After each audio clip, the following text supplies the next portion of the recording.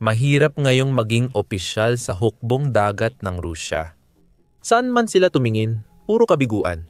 Ninakaw pa ang mga sensitibong lihim militar. Hindi na gumagana sa dagat ang isang aircraft carrier na dapat sana'y pangunahing paraan ng pagpapakita ng lakas ng hukbong dagat at nasisira ang mga submarino at barko.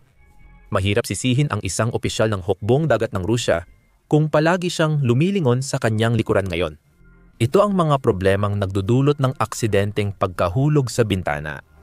Ang totoo, bumabagsak ang hukbong dagat ng Rusya sa lahat ng panig dahil nabigo sila sa lahat ng bagay nitong mga nakaraang linggo.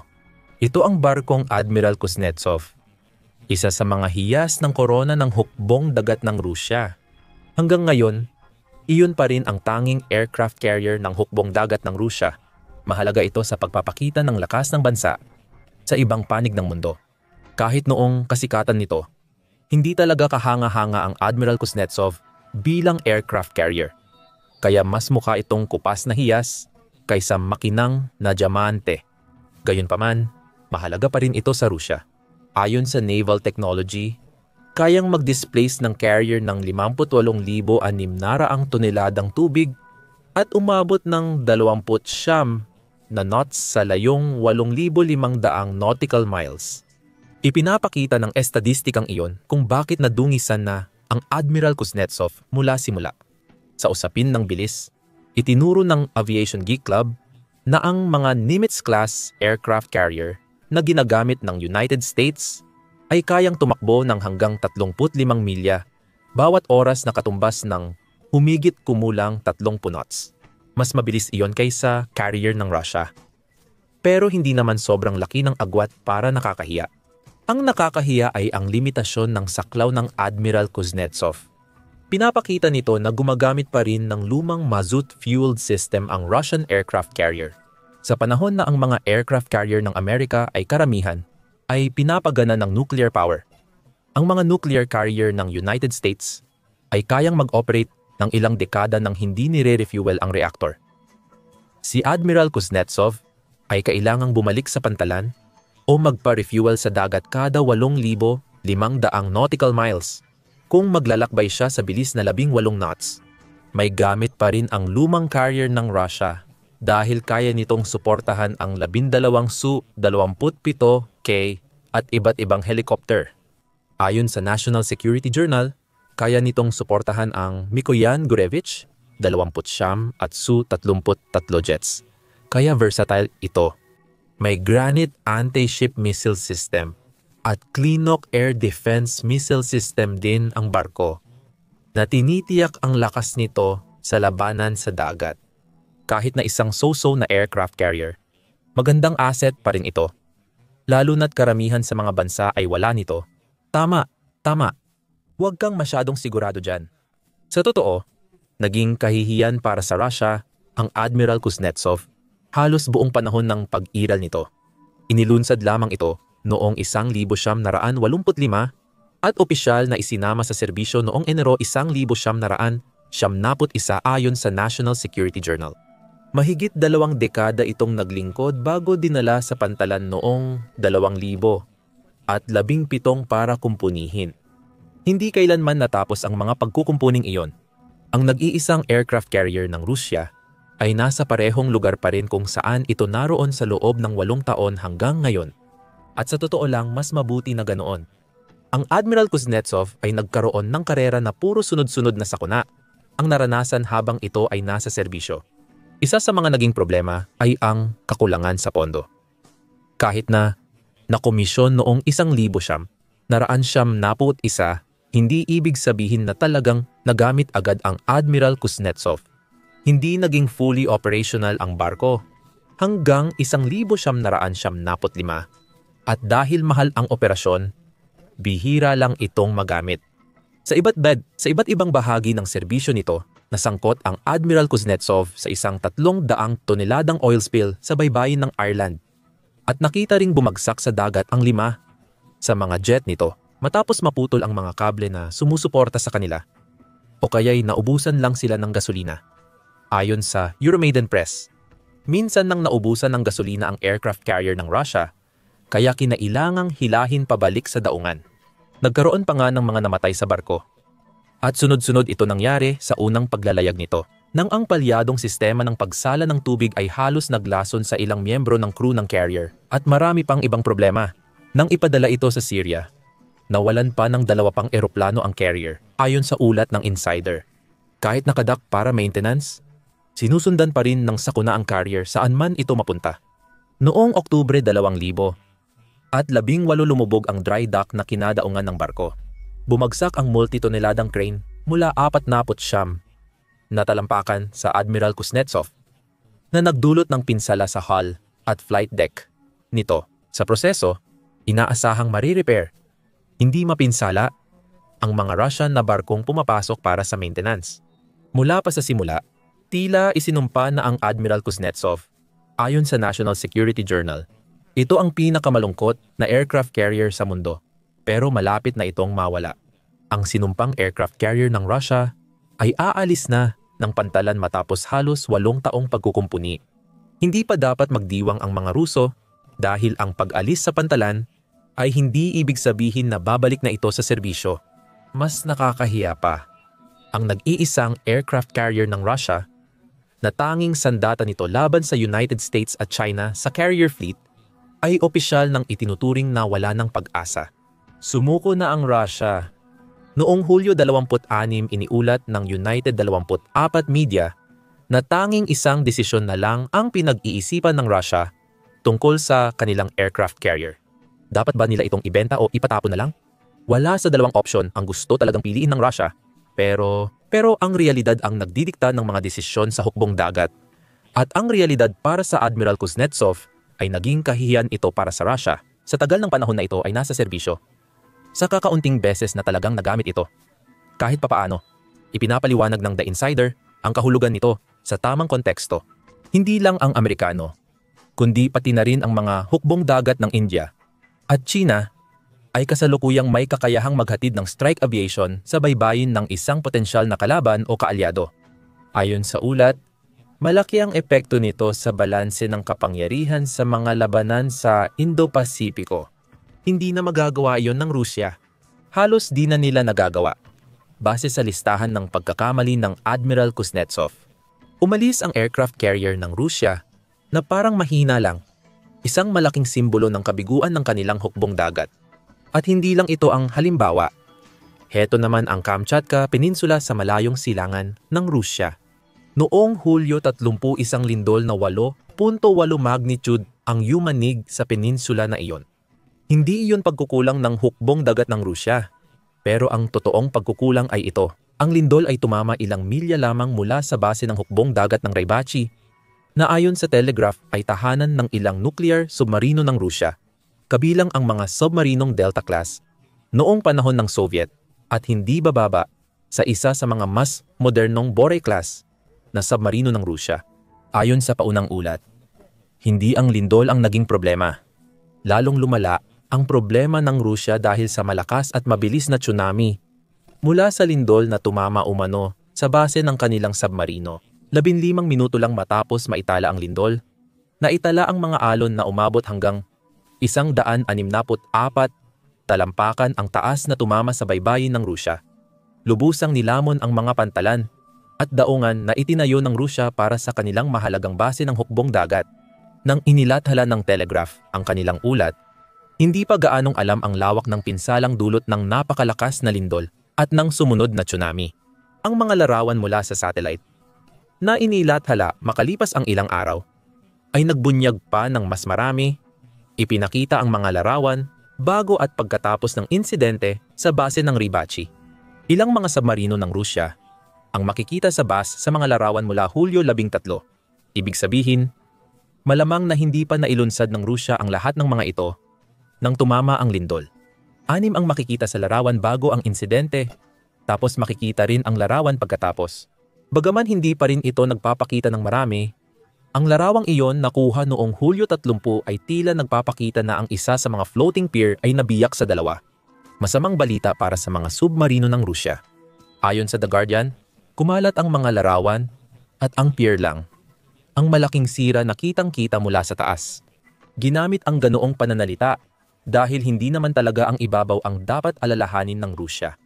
Ayon sa Euromaidan Press, isiniwalat ng Russian Academy of Sciences na malaki ang epekto ng 8.8 magnitude na lindol sa Timog Kamchatka na nagdulot ng 65 talampakang paglipat nito patimog silangan.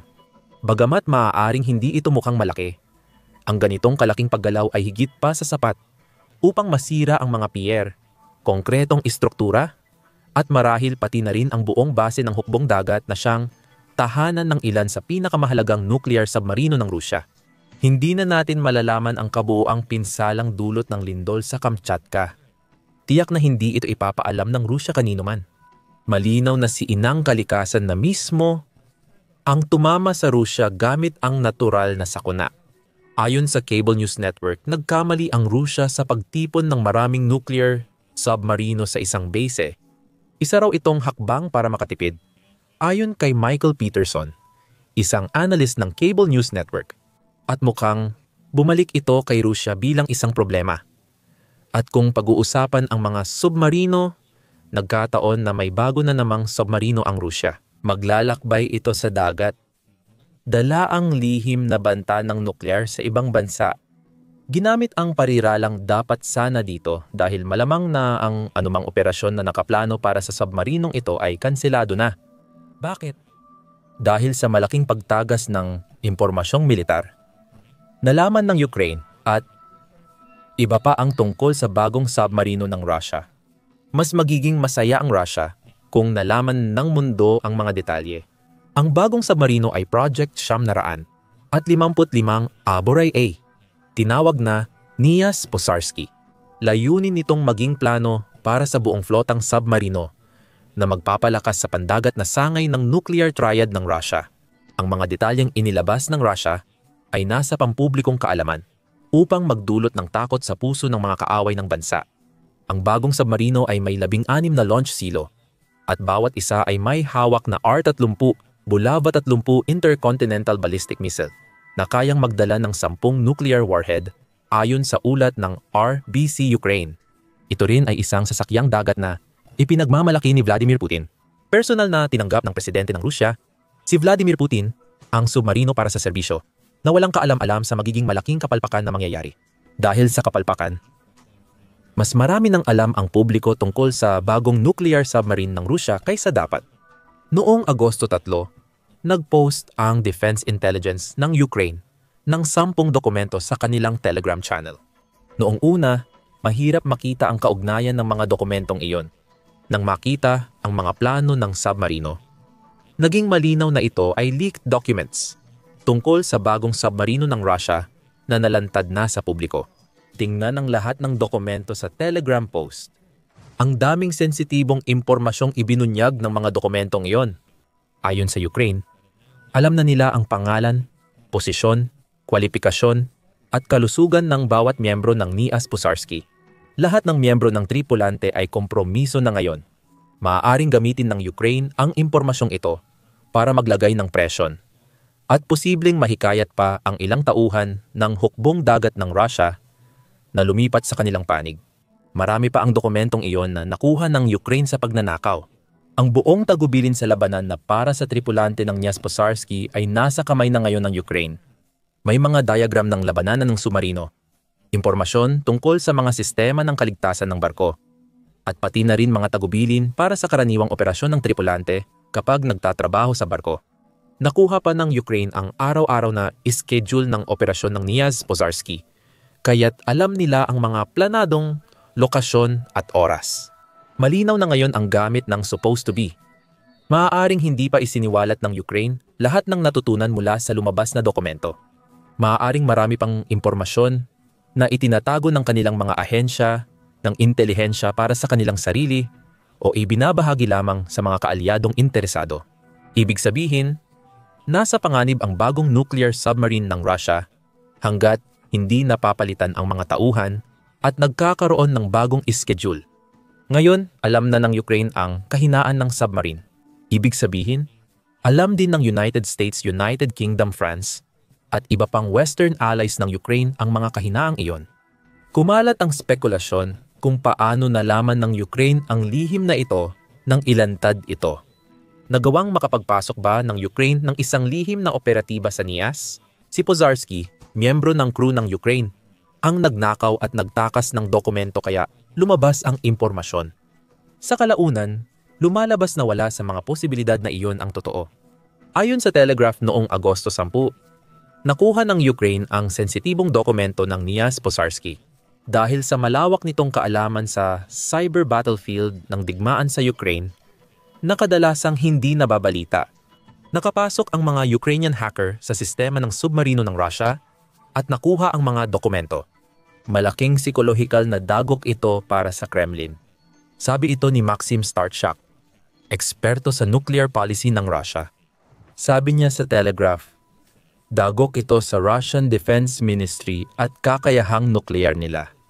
Dahil hindi nila matitiyak ang pagiging lihim ng kanilang mga plano, misyon, at operasyon. Baka hindi naging lihim ang mga planong iyon tulad ng gusto ng Russia noong una. Sabi ni Starchak, malamang alam na ng United States ang karamihan sa ibinunyag ng Ukraine dahil lagi nitong minomonitor ang mga programa ng sandata ng Russia. Hindi mahalaga yon. Delikado pa rin para sa Moscow ang sitwasyon. Hahanapin ng Kremlin ang mga responsable. Parurusahan sila at uutusan ang Defense Ministry ayusin ang cybersecurity. Sabi ni Star Trek, walang matatanggal sa posisyon dahil dito. Oo, delikado talaga ang bukas na bintana para sa mga miyembro ng Cybersecurity Defense Forces ng Russia na dapat pumipigil sa ganitong pag-hack. Isa na namang kabiguan ng hukbong dagat ng Russia ang nadagdag. Pinakita ng Ukraine ang husay ng kanilang mga hacker, ang kahinaan ng cyber defenses ng Russia, at inilabas ng Russia ang bagong nuclear submarine. Kahanga-hanga. Yan, pero kasing kahanga-hanga ba yan ng pagkansela ng isang buong parada na para sa pagpapasikat lang dahil lang sa isang drone? Noong 2017 itinatag ni Putin ang taunang Navy Day Parade ng Russia sa pamamagitan ng isang espesyal na utos. Taon-taon, ginagawang okasyon ng Russia ang parada para ipakita at ipagdiwang ang lakas militar nito. Lahat ng barko mula Black Sea, Baltic, Pacific at Northern Fleets ng Russia ay sumali sa 2 oras na fleet review sa baybayin ng St. Petersburg. May mga maliit ding parada sa mga naval base sa Russia at sa sinakop na Crimea. Madalas naroon si Putin. Ipinapakita ng BBC ang mga larawan ng ika-29 na parada at ang tunay na diwa nito. Pinalamutian ng banderitas ang mga barko at nakasuot ng seremonyal na kasuotan ang mga opisyal ng hukbong dagat. Lumahok ang mga helicopter sa palabas noong Crimean na bersyon ng parada noong taong iyon. Gayon din ang mga Russian Marines na nakuhanan ng larawan habang nagpapaputok ng kanilang mga baril sa ere habang nagmamartsa. Ang bersyon ng parada para sa 2025 ay nakatakdang sundan ang parehong uri ng pattern. Hindi ito kasing enggrande ng palabas noong 20 or ibang Navy Day Parade ng Russia. Pero maiintindihan naman iyon. Wala ang Black Sea Fleet at malamang na magpapanggap ang Russia na ito ay dahil abala ang fleet na iyon sa digmaan sa Ukraine at hindi dahil nagawa ng Ukraine na sirain ang halos 40% ng fleet gamit ang drone at missile strikes. Kahit wala ang fleet, magtitipon pa rin ang mga tao sa St. Petersburg at si Putin ang mamumuno sa mga kaganapan. Pero hindi iyon ang nangyari. Ilang oras bago ang parada, inanunsyo ng Russia ang pagkansela ng event dahil sa seguridad. Ayon sa France 24, iniulat nila ang paliwanag ng Kremlin spokesperson na si Dmitry Peskov. Sabi ni Peskov, may kinalaman ito sa pangkalahatang sitwasyon sa isang hindi malinaw na pahayag. Napakahalaga ng mga dahilan ng seguridad. Dagdag pa ni Peskov.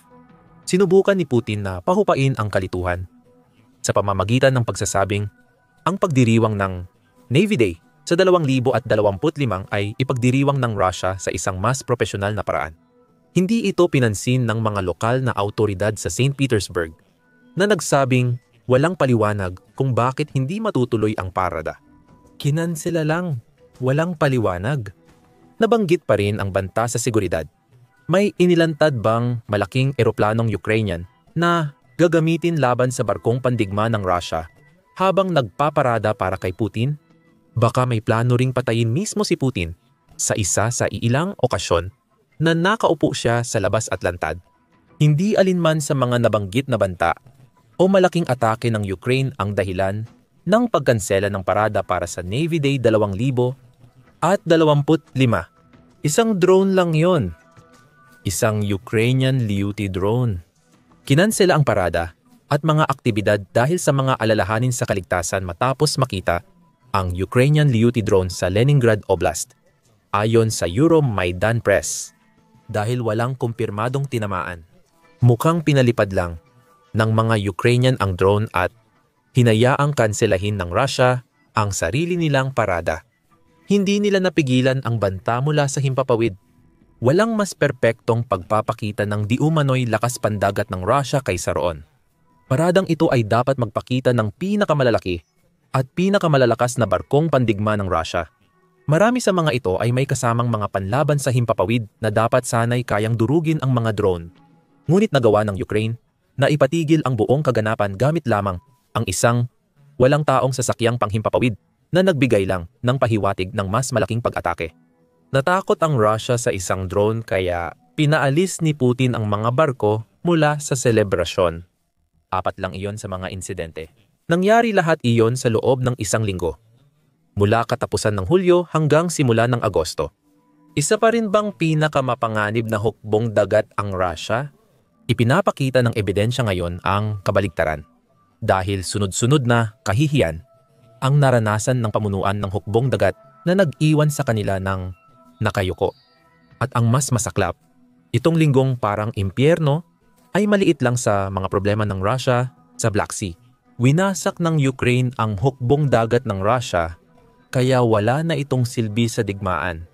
Alamin kung paano sa aming video at huwag kalimutang mag-subscribe sa The Military Show para sa iba pang mga video tungkol sa pinakabagong kapahamakan ng hukbong dagat ng Russia.